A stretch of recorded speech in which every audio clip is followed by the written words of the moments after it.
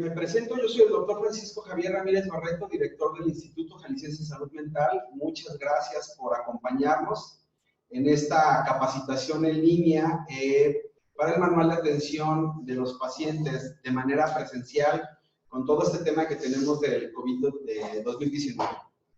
Esto es parte de la estrategia que a nivel de gobierno del estado se va a llevar, que pronto dará el comunicado el señor gobernador, para poder atender a toda la población de Jalisco sobre el tema de salud mental, con todo esto que está pasando por la pandemia y lo que se nos está viniendo. Cada vez hemos tenido mayor número de llamadas, mayor número de intervenciones, porque sabemos que cuando ha habido este tipo de ajustes sociales en donde las personas tienen que permanecer durante un tiempo prolongado en sus domicilios, esto incrementa por mucho situaciones de salud mental y también situaciones sociales.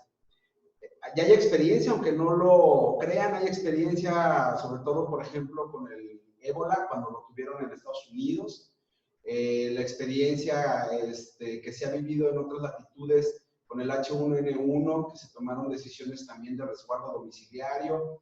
Y entonces sabemos que por medio de estos estudios de investigación, hasta un 70% de las personas van a presentar algún trastorno emocional secundario a el estar resguardados en su domicilio, a la sobreinformación que hay ahorita en todo este tema del COVID. Ahora resulta que hay un nuevo término que se utiliza, que las personas, al estar sobreinformadas, se genera una pobre capacidad de discriminación de esta información y entonces terminamos siendo muy neófitos en el asunto porque no sabemos cómo traducirlo.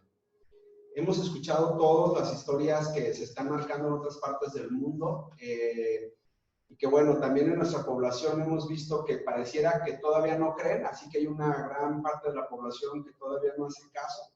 Hay otra que está haciendo caso de una manera adecuada y también sabemos que bueno, derivado de esto, hemos estado determinando problemas sociales, vecinales, dentro de la casa, problemas de violencia interfamiliar también se han ido aumentando, consumo de drogas, es decir, creo que al final tenemos un colorario de problemas que se nos van a incrementar de manera exponencial y que el Instituto Jalisciense de Salud Mental, en una estrategia para poder trabajar y tratar a estos pacientes, hemos diseñado un manual para la atención emocional de los pacientes con COVID, que tiene como base nuestro manual de atención en crisis. Simplemente le hemos agregado guías de tratamiento internacionales, sobre todo nos hemos fundamentado también mucho en la guía española que hizo la Universidad Complutense de Madrid, con toda esa experiencia que ellos ya tienen de varios meses viviendo todo el problema social que se les ha generado de salud. Y entonces creemos que esta es nuestra mejor alternativa hoy por hoy para poder empezar a enfrentar a estos pacientes. A lo largo de la capacitación ustedes verán que no es que les vamos a dar el manual va a estar para su disposición, simplemente les vamos a enseñar cómo usar el manual, las guías, una guía rápida para que ustedes puedan encontrar la información que se necesita. Me queda claro que no queremos enseñarle el Padre Nuestro al sacerdote, sé que ustedes son expertos en el área en la que manejan, simplemente es darles una herramienta más para que ustedes puedan enfrentar de una mejor manera a estos pacientes. Sean bienvenidos a este curso. Este curso al final estará arriba de la página de Salme, en la parte o en la pestaña donde está el personal sanitario o el personal de salud. Esto para que ustedes puedan verlo cuantas veces consideren necesario, ¿sí? Tengan en cuenta que esta es una mitad de la estrategia, la otra mitad de la estrategia tiene que ver con la línea de intervención en crisis que se está reformulando, donde vamos a trabajar en conjunto varias dependencias de gobierno para poder dar la atención en línea, pero además se va a poder brindar soluciones derivadas a las diversas otras dependencias para que la crisis no sea solamente el escucharte, el contenerte y el esperar que vayas a atención, sino también darte una solución o o buscar que tengas una solución. Y es importante recalcarles que va a haber un ítem para todos, para todo el personal de salud. Es decir, tú vas a llamar a la línea de intervención en crisis, vas a marcar la tecla que dice si eres personal de salud y ahí vamos a tener apoyo, sobre todo de la Universidad del ITESO, junto con el Hospital San Juan de Dios, que se va a dedicar exclusivamente a todos aquellos que somos personal sanitario. Así que creo que es importante que te capacites, evidentemente que te cuides mucho, ¿sí?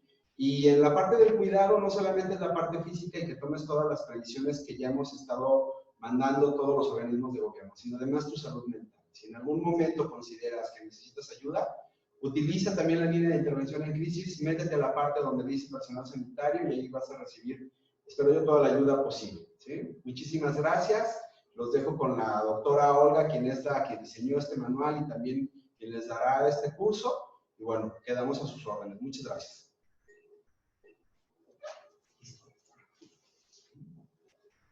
Bueno, muy buenas tardes a todos.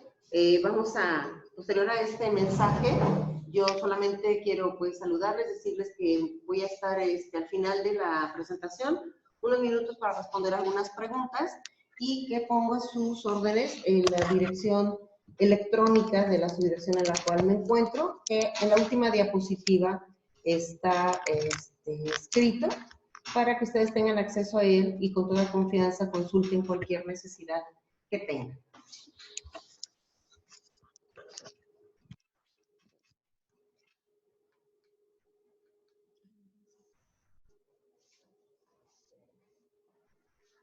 Voy a darles una reseña, pues, de en qué consiste el manual, que esta es la portada del documento.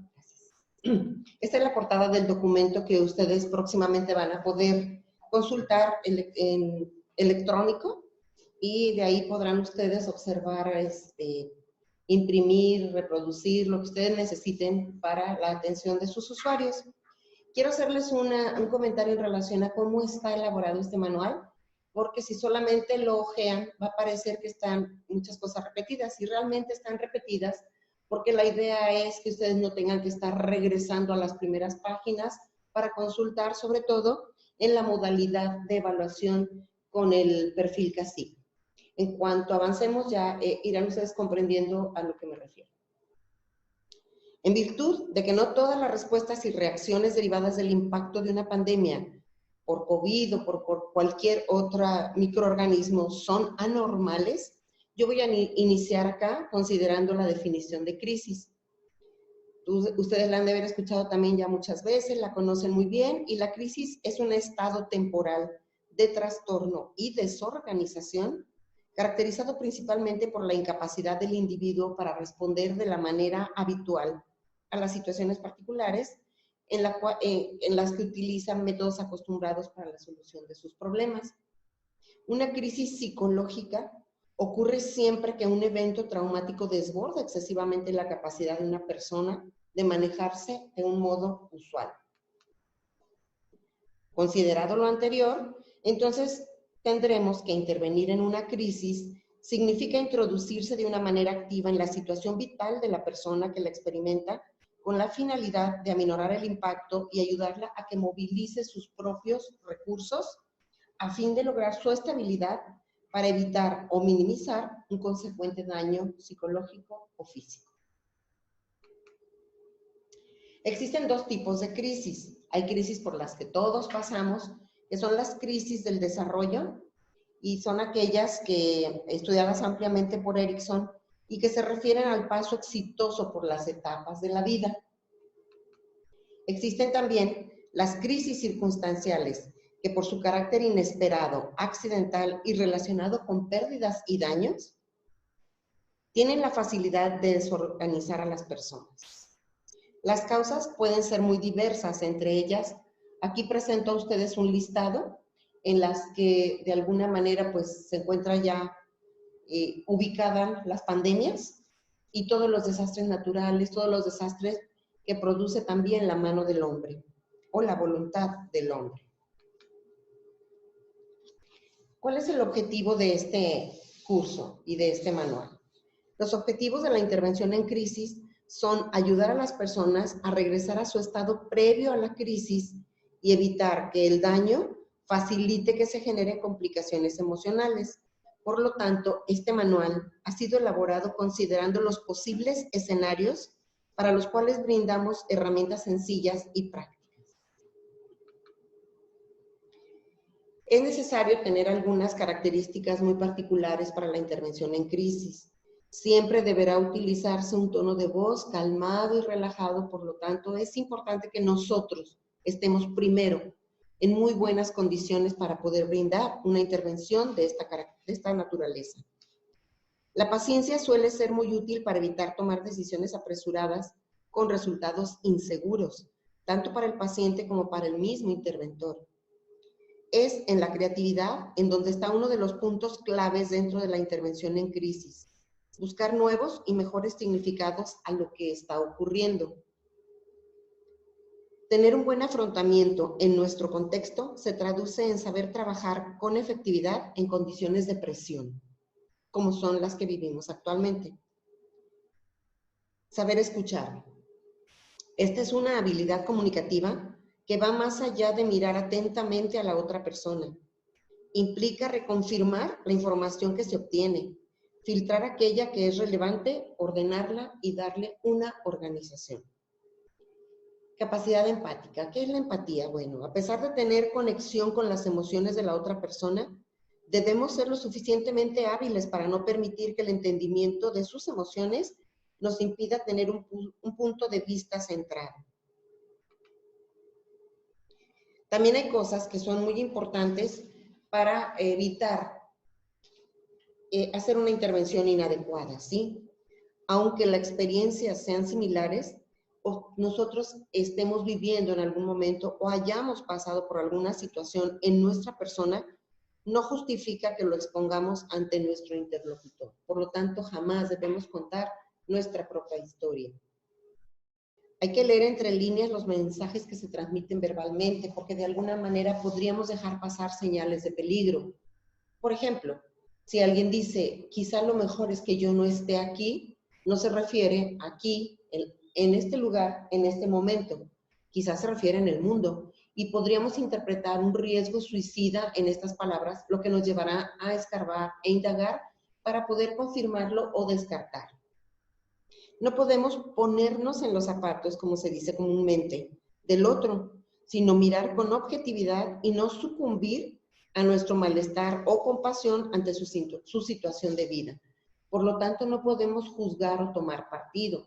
No podemos acusar a las autoridades, ni a las autoridades federales, ni estatales, ni sanitarias, ni a nadie de lo que está sucediendo. Tendremos que tener una escucha activa y atenta a lo que ellos nos digan, más no tomar partido ni aliarnos con los usuarios. Tendremos que estar siempre firmes en esa posición. No existen recetas de cocina ni manuales para la solución de problemas. Por lo tanto, no podemos regalar respuestas ni soluciones. No olvidemos que el objetivo de la intervención en crisis es ayudar en la búsqueda de las soluciones, no nosotros proporcionarlas. Tenemos que ser insistentes, perseverantes, cuando las respuestas dependan de un sí o un no. Porque detrás de ese sí o ese no puede haber información muy importante para la intervención que vamos a llevar a cabo. Si la persona se está saliendo, si nos hace una solicitud específica de manera verbal y sin embargo se sale por la tangente o empieza a tocar otros puntos, pues tendremos que estar cada vez jalándola hacia el punto en el que debemos centrar la atención. Igual puede suceder una oleada o mezcolanza de necesidades. En este momento podría ser un ejemplo, si una persona acude con ustedes a decirles que, bueno, la indicación es que nos lavemos las manos.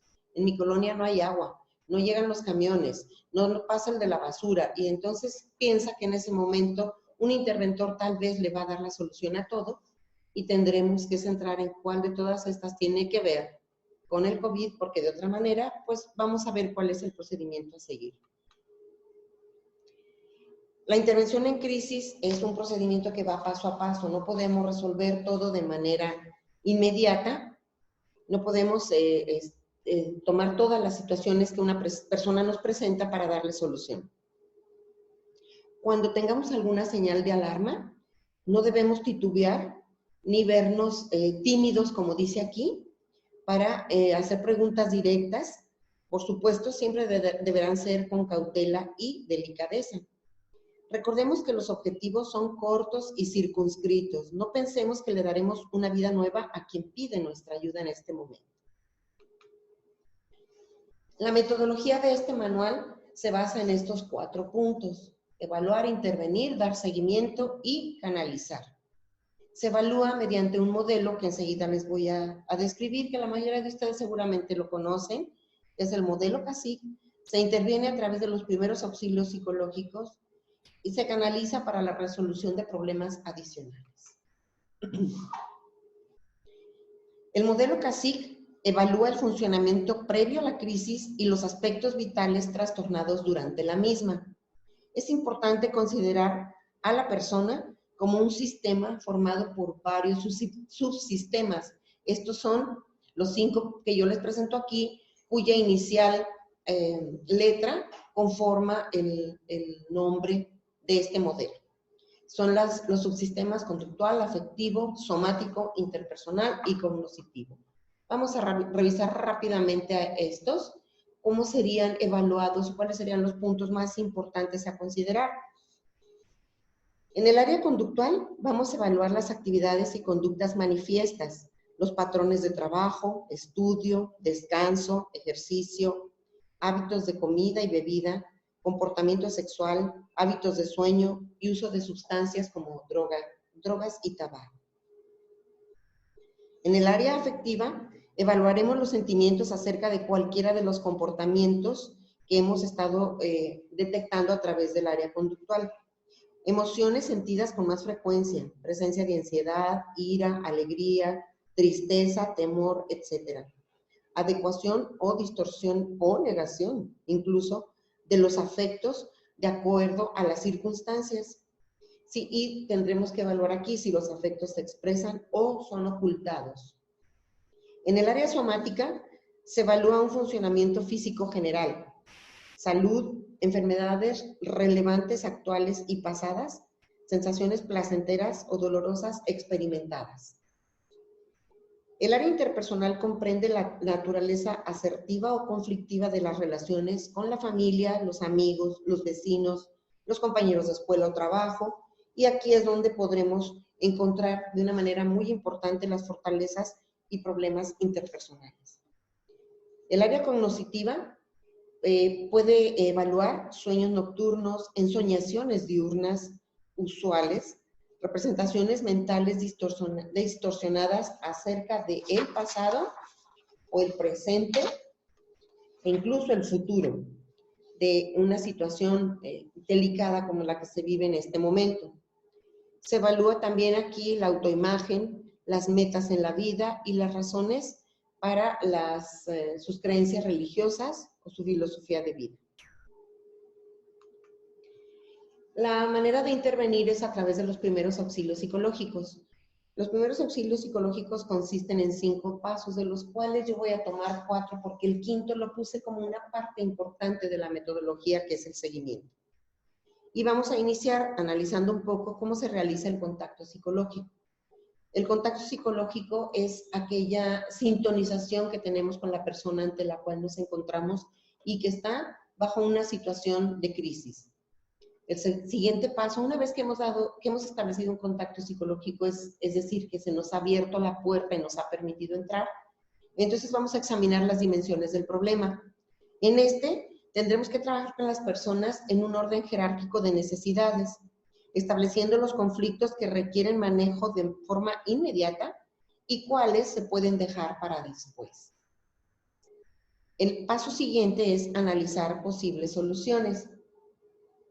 El objetivo de analizar posibles soluciones es identificar cada una de las posibilidades para contrastarlas tanto con las necesidades inmediatas como con las posteriores. El objetivo más importante aquí es hacer que se generen ideas. No vamos a darle, como dije anteriormente, una receta de cocina de cómo resolver la situación en la que se encuentra.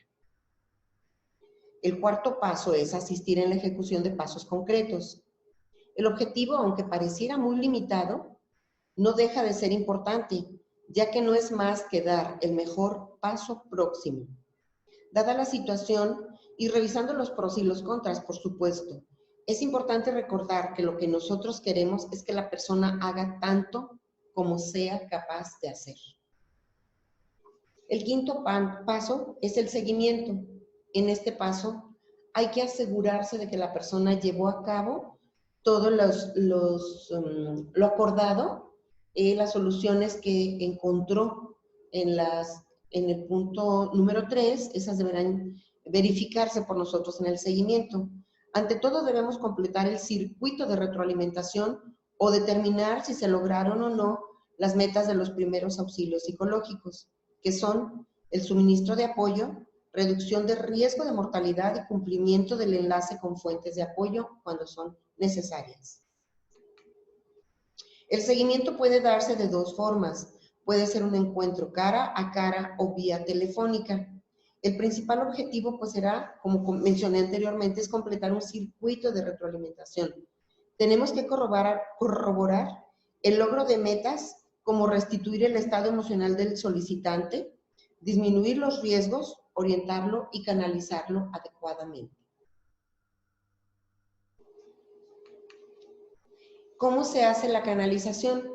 La canalización va a ser ya sea a la obtención de un apoyo social que dependerá de las necesidades más apremiantes, por supuesto, y para ello, para saber si se trata de un apoyo social, de una asesoría legal, si requiere de más información médica o un tratamiento psicológico formal derivado de estas crisis, vamos a consultar un directorio que vendrá proporcionado junto con este manual cuando esté a su disposición.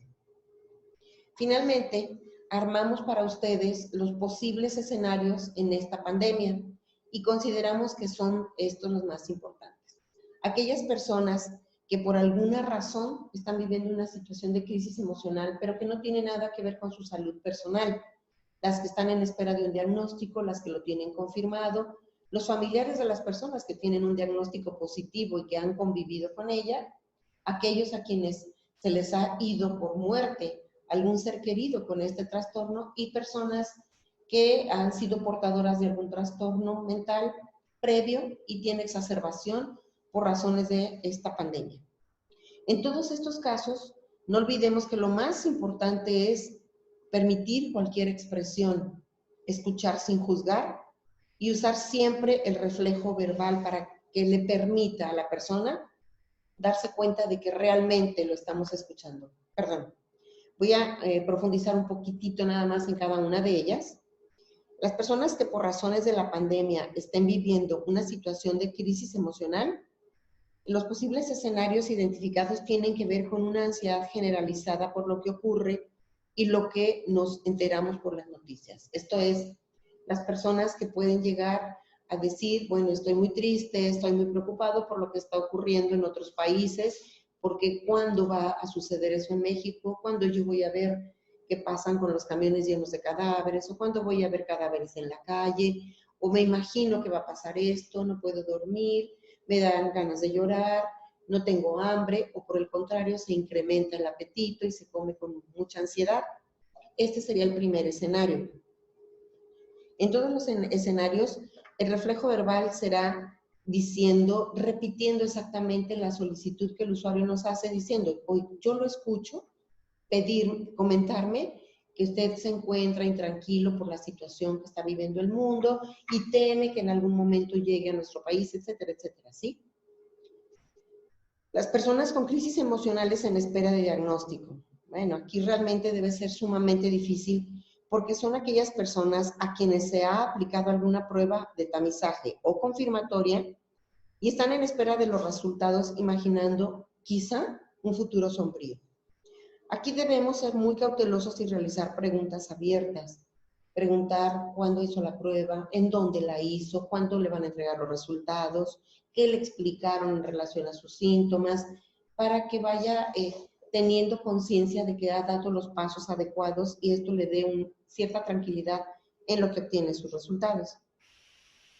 Las personas con crisis emocional con diagnóstico de COVID positivo, quizás sea una situación un poco más difícil, puesto que aquí entran en juego muchos otros sentimientos. Son personas que tal vez se encuentran en un aislamiento. Y recordemos que cuarentena es apartarnos de las demás personas para no contagiarnos. Y el aislamiento es apartarnos de las demás personas para no contagiarlas. Entonces aquí las personas que tienen un diagnóstico ya confirmado, pues deberán estar en un aislamiento y ellos van a tener quizá una sintomatología más severa, ¿no? Ellos se encuentran en un proceso potencialmente contagioso, por lo cual tenemos que indagar cuál es su sentir de la forma en que adquirieron este problema, en pocas palabras, contra quién los contagió, cuál es su sentir en cuanto a sus expectativas de vida, en cuanto a su malestar físico. Quizá es muy difícil que nosotros atendamos de manera personal a alguien en estas condiciones. No es algo imposible, puesto que dotados de un equipo de seguridad adecuado, más de alguien tendrá que acudir a atender a estas personas y brindarles este apoyo, ¿no? Es muy importante para el proceso de intervención conocer cuál es su información real en cuanto a su pronóstico y en cuanto a las posibilidades de mejora. Y bueno, cómo ha ido evolucionando hacia ella. Con los que tal vez no sea un poco más frecuente el trabajo será con los familiares de las personas con crisis emocional por diagnóstico de COVID positivo. Ellos se encuentran involuntariamente separados por aislamiento u hospitalización, o sea, de su familiar, con muchos miedos y fantasías que requieren contención y redirección del pensamiento. Debemos ser muy directos y con muchas preguntas precisas. ¿Quién es su familiar? ¿Cuál es su grado de parentesco? ¿Qué enfermedades tenía? ¿Cuándo fue diagnosticado? Debemos dar siempre seguridad y confianza con nuestras respuestas a sus preguntas. Siempre debemos contestar confirmando que es muy preocupante lo que está sucediendo, que ellos tienen mucha razón en sentirse enojados o molestos porque no se les permite ver a su familiar, pero a la vez vamos a indagar todo el conocimiento que tienen y toda la información de por qué no se les permite el contacto con una persona que naturalmente han convivido por años y que ahora se encuentra aislada, lejos de ella. ¿Por qué? Bueno, no sabemos si al salir de la casa sea la última vez que logren verse, porque después, si el empeoramiento sucede, si fallece, entonces sabemos que las medidas van a ser un poco difíciles de soportar y de enfrentar. Las personas con crisis emocional por muerte de un ser querido con diagnóstico de COVID, estas son también las que pueden acercarse a nosotros. Ustedes deben conocer todas las disposiciones, bueno, no deberá, de acuerdo a la reglamentación reciente del manejo de cadáveres, tanto por las instancias sanitarias, las funerarias y la iglesia, pues es lo menos posible, el menos tiempo posible, hay que cremar más rápido, y a veces esto no permite pues el manejo al que estamos acostumbrados de un duelo, a ir preparándonos para la separación definitiva. Ya ni siquiera lo puedo destapar, no lo puedo ver. Las indicaciones precisas de algunas instituciones dicen prohibido tocar o besar, porque hay quienes se despiden de esa manera de sus muertos, ¿sí? Aquí es bien importante que nosotros tengamos la certeza de cuál era su grado de parentesco, que nos describan con detalle todo lo que vivieron para que lo puedan ir escuchando de su propia voz e introduciendo al inicio de una elaboración del duelo. Tenemos que tener claro qué es lo que en este momento más necesitan para sentirse menos mal y de qué redes se pueden tomar, a cuáles pueden acudir, porque pueden ser apoyos externos si se trata de la muerte de un padre de familia que era el proveedor y ya no hay un adecuado ingreso de víveres, de alimento, de las cosas que él proveía, entonces habrá que contactar con las instituciones adecuadas para que se dé el respaldo necesario a esta familia. Finalmente, Tenemos el grupo de personas en crisis por exacerbación de un trastorno previo como ansiedad o depresión por razones de COVID.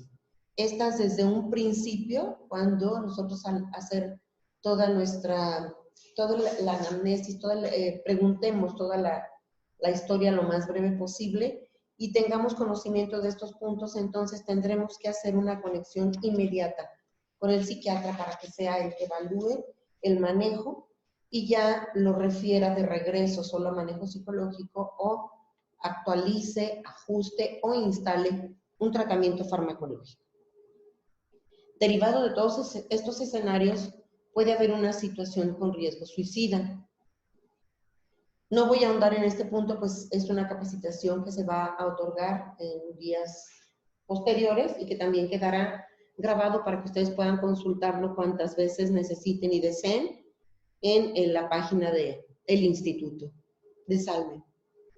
Pero yo solamente hablaré aquí de qué vamos a hacer si detectamos un riesgo suicida y cuál sería la clasificación de estos. Es de mucha utilidad conocer la clasificación y derivar ya con este antecedente, con este dato ya por lo menos bien detectado, porque esto facilitará la intervención del personal sanitario que reciba de segunda instancia.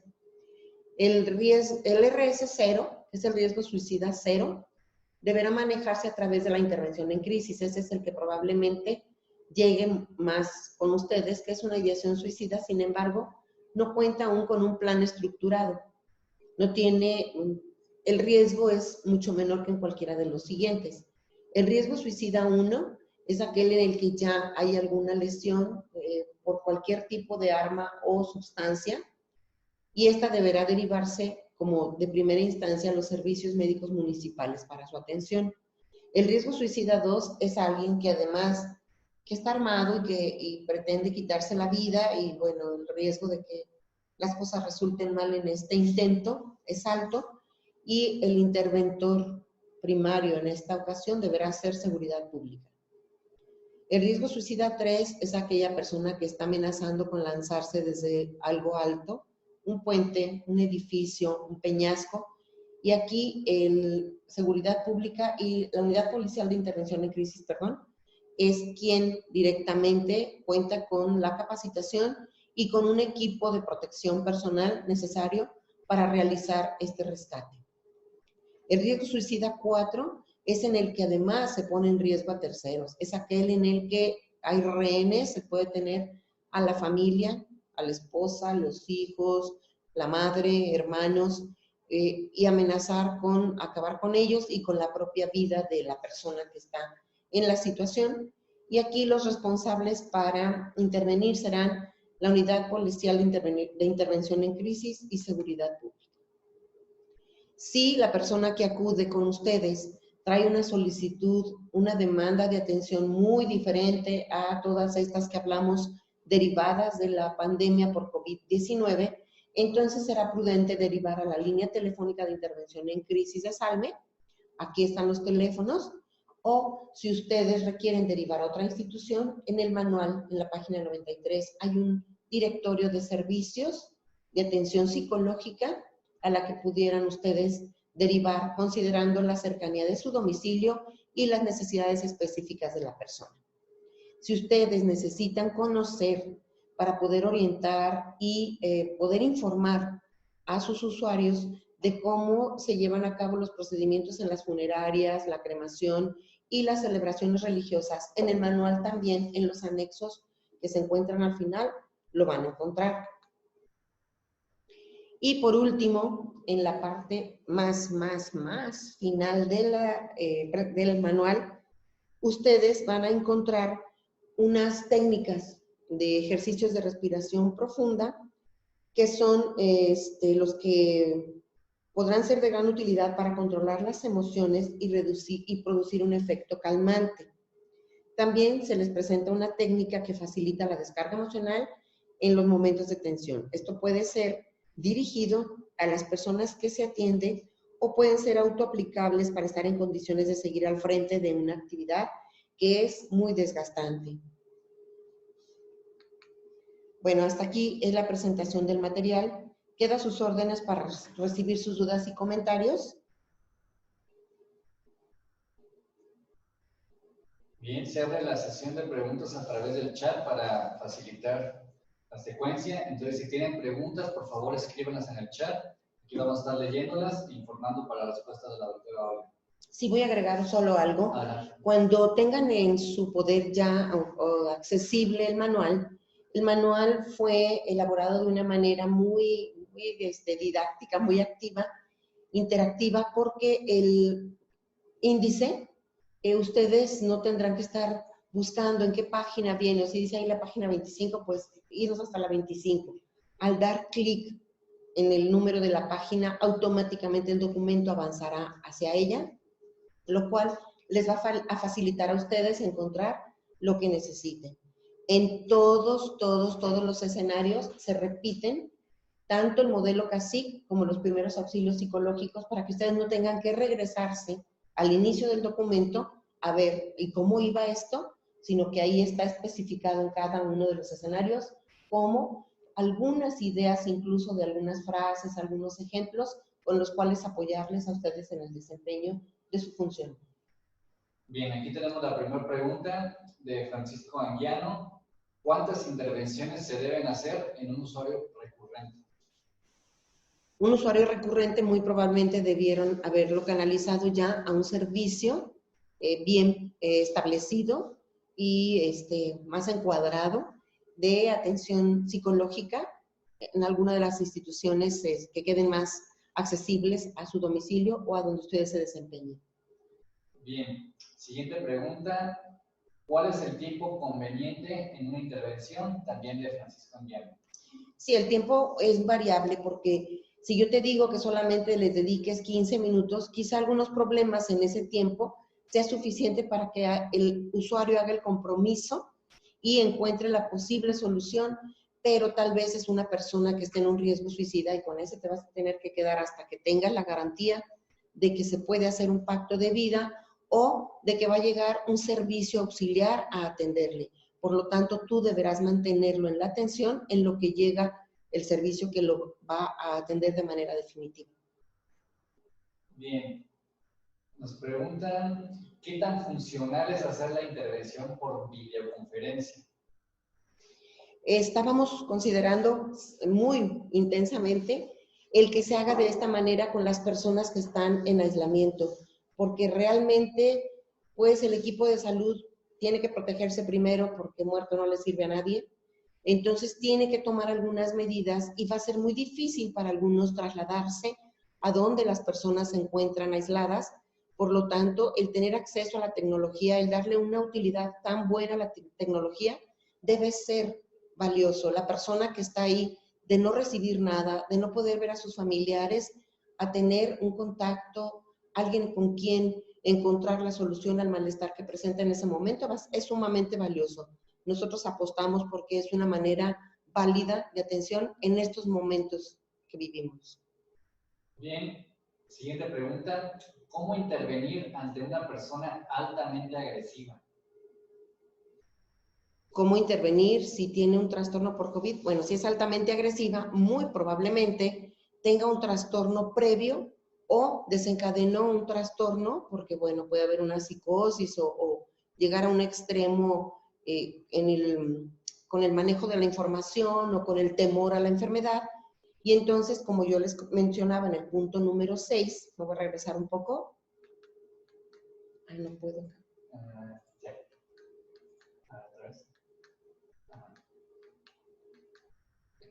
En el punto número 6, que habla de las personas en crisis por exacerbación de un trastorno previo, ahí inmediatamente deberá enviarse a la valoración del médico psiquiatra. Él es el que sabrá cómo llevar a cabo las técnicas de contención que van desde la verbal, pasando por la física, la mecánica y llegando, de ser necesario, a la física, la mecánica y de ser necesario, llegar a la química. Bien, siguiente pregunta. ¿Cuáles son las consideraciones en niños y preadolescentes?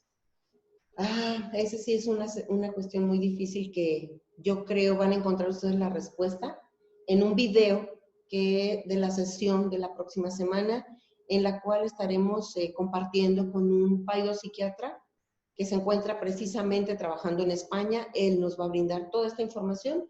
No dejen ustedes de estar en contacto, en comunicación, para informarles cómo será el acceso a esta presentación, y qué mejor que alguien que lo vive y que tiene esta subespecialidad. Bien, Luis Uribe Topete nos pregunta, intervenciones para el personal de salud. Ah, eso está genial. Sí, desgraciadamente, aunque me hubiera encantado poder tocarlo, no es un tema que corresponde a esta presentación, pero el instituto está trabajando exclusivamente en ese punto. Ustedes van a recibir información, orientación y toda la documentación necesaria en este sentido. Eso en los próximos días. Yo creo que deben estar ustedes pendientes porque van a recibir la invitación para conectarse a esta capacitación. Bien, otra pregunta. ¿Cuáles son las recomendaciones en caso de exacerbación por violencia familiar? Sí, las recomendaciones son, yo les mencionaba que una vez que ustedes tengan acceso a este manual, van a tener acceso a un directorio. Es un directorio que se hizo a nivel del gobierno del estado, en el cual queda claramente señalado cómo será el contacto con una institución de segunda instancia como apoyo, y ahí se encuentra todo lo que tenga que ver con violencia. Entonces ustedes deberán, si ven que el motivo principal no es que requiera primeros auxilios psicológicos ni contención, sino una atención o derivación al manejo de violencia, tendrán ahí los datos necesarios para que se haga el contacto de la manera más rápida y efectiva. Y aquí hay una pregunta de Cisame El Grullo. Dice, buen día. ¿El manual contempla alguna guía para la evaluación CACIG para la aplicación de los primeros auxilios psicológicos? Y luego nos hace el comentario. Yo cuento con una guía, pero es aplicable a la intervención en crisis de segundo orden, no para primeros auxilios psicológicos. Sí. El manual es lo que yo les decía, que en cada uno de los apartados que ustedes seleccionarán para saber de qué caso en particular se trata, ahí viene paso a paso cómo hacer la evaluación CACIG y cómo aplicar los primeros auxilios psicológicos en cada caso particular. Bien, aquí nos repite la pregunta Francisco Anguiano. ¿Cuáles son las estrategias para usuarios que están en abstinencia debido a la cuarentena? Nada más que, bueno, no sabemos qué tipo de abstinencia, no sé si puedas aclarar o no sé si se requiera. Yo supongo que te refieres a abstinencia de sustancias. Y entonces aquí tenemos los compañeros expertos, no sé si tú estés en un CAPA, pero los compañeros de CAPA son los que podrán contáctate con alguno de ellos, porque ellos son los que deberán darte una respuesta mucho más asertiva. Sí, de hecho, Carmen Martínez nos menciona, en el caso de usuarios de drogas en abstinencia y en crisis, puede ser de intervención, que bueno, va de la mano con la respuesta. Porque muy probable la crisis no se deba a la pandemia, y si ustedes se recuerdan, este manual está hecho exclusivamente para las crisis que derivan de la pandemia. Bien, Trini nos hace una pregunta interesante, que es, ¿el directorio está incluido en el manual? El manual tiene un directorio de servicios psicológicos, pero en este momento yo sé que el directorio va a estar a su servicio de una manera independiente a través de creo que se hizo originalmente como un directorio de líneas telefónicas, que igual yo puedo consultarlo, y si hay autorización, este directorio lo incluyo en el manual para cuando llegue a ustedes. Y bueno, nos menciona una cuestión ya más específica de consulta, que es, ¿qué porcentaje ha aumentado la consulta por crisis en Salme? En este momento desconozco los números crudos para darte esa información. Bien, vamos a ver si llegan más preguntas. ¿En dónde encontraremos el manual?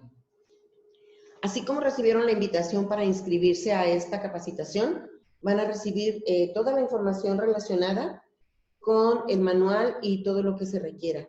El manual no es un documento definitivo. Yo mucho agradeceré que ustedes hagan llegar a la dirección de la subdirección, que presentaré en la última diapositiva, toda la información que crean conveniente. Aquí está. Toda la información que crean conveniente o que crean necesaria para mejorar, porque muy probablemente habrá casos que se nos escapan porque han sido con características muy particulares, y esto es enriquecedor, es totalmente bienvenido todo lo que ustedes quieran hacer del conocimiento de su servidora. Bien, ya de las últimas preguntas. Cuando presentemos crisis el personal de salud, ¿a dónde podremos acudir? De Francisco Javier Calata. Al inicio de esta presentación, cuando se dio la bienvenida y el saludo por nuestro director, él les comentaba que se está trabajando también en un manual exclusivo para la atención de personal sanitario, léase todos nosotros, y que será otorgada de manera preferencial por personal del ITESO y personal del hospital del Sanatorio San Juan de Dios. Y bien, bueno, una pregunta ya relacionada a lo que habíamos platicado hace rato, que si están planeando intervenciones en línea o virtuales en Salmi. Aún no. En línea, por supuesto que sí, siempre ha existido la línea telefónica de intervención. Existe la posibilidad de que se crezca el número de unidades con las cuales se va a estar atendiendo, pero bueno, ustedes van a recibir también la información del directorio completo de las unidades que estarán dando atención en línea, y son bastantes. Bien. Aquí ya revisamos todas las preguntas, ya consideramos que hemos dado respuesta a todas. No sé si hay alguna pregunta adicional antes de hacer el cierre de la presentación. Y como yo les mencioné, bueno, ahí está la dirección de la Subdirección de Desarrollo del Instituto, de la cual formo parte, para que ustedes hagan llegar todas sus inquietudes, sus dudas. Si ustedes requieren documentos amplios con la información que sirvió de respaldo para la elaboración tanto del manual como de esta presentación, totalmente a su disposición y a sus órdenes, y si no los tenemos, los buscamos, para que ustedes tengan de dónde tener la información más confiable y que les dé la tranquilidad para su ejercicio profesional, porque teniendo las herramientas necesarias es seguro que ustedes no van a caer en crisis. Bien, una de las últimas preguntas. ¿SALME cuenta con servicios de orientaciones al interior del estado? ¿De orientaciones, o sea, de línea telefónica? Se refiere, la línea telefónica, si ustedes se acuerdan, bueno, en una diapositiva previa, que también en la presentación la van a ver,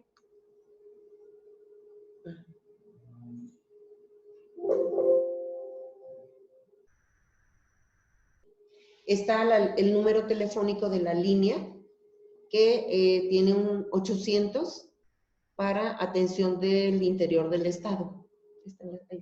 Es el 3833, 3838, o desde el interior del estado, desde cualquier punto, es el 800-227-4747. Nos pregunta Trini si les vamos a mandar la presentación. Sí, la vamos a pasar en PDF para que ocupe menos espacio en el correo y les pueda llegar. Entonces, básicamente sería todo. No me resta pues más que agradecer su presencia y ponerme nuevamente a sus órdenes para cualquier duda, aclaración o enriquecimiento de este material. Les deseo éxito en este ejercicio. Hasta luego.